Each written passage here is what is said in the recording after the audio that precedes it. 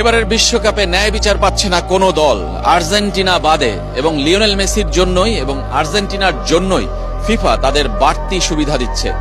আপনি কি একমত এই কথায়? এই কথা আমার নয়, আর্জেন্টিনার বিপক্ষে পরাজয়ের পর মিশর কোচ হোসাম হাসানের।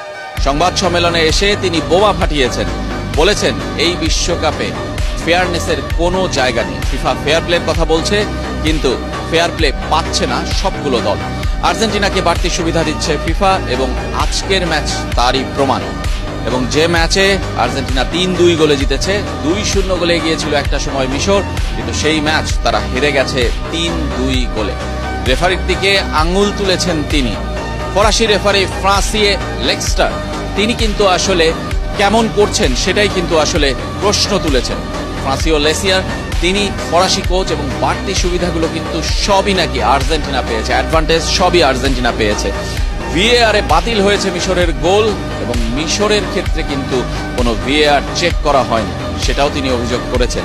এবং এই সব অভিযোগ করে তিনি আসলে ফিফার বিরুদ্ধেই সব প্রশ্ন তুলেছেন এবং বলেছেন যে